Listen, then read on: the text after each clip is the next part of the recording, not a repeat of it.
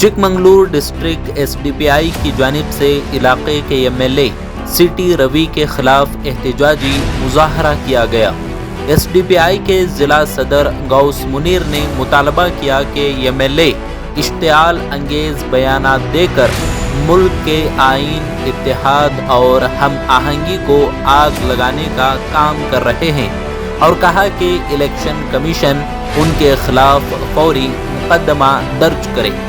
साथ ही कहा गया कि बाबा बुडनगिरी दरगाह पर गुरु दत्तात्रेय की तकर्रुरी एक तरफा थी।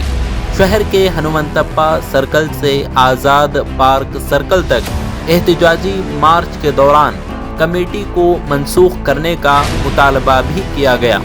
उनका कहना था कि बुडनगिरी दरगाह में उर्स और दत्ता जयंती मनाने के लिए बनाई गई कमेटी शफाफ नहीं है।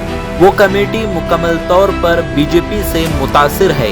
कहा गया कि हिंदू मुस्लिम को बराबर की रुकनियत मिलनी चाहिए, लेकिन बादशाह नामी लड़का जो नामजदगी के लिए बीजेपी के दफ्तर में चाय कॉफ़ी पेश कर रहा था, उसको कमेटी में मुकर्रर किया गया और अदालत के हुक्म की खिलाफ वर्जी करते हुए अदालत को भी गुमराह किया गया।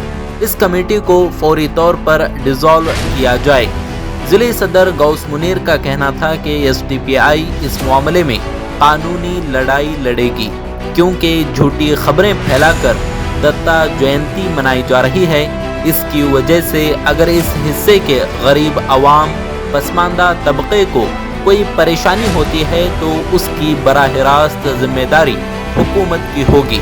उन्होंने खबरदार किया कि अगर इस कमेटी को मनसूख ना किया गया तो तमाम तरक्की पसंद तंजीमों को शदीद जद्दोजहद करना पड़ेगी।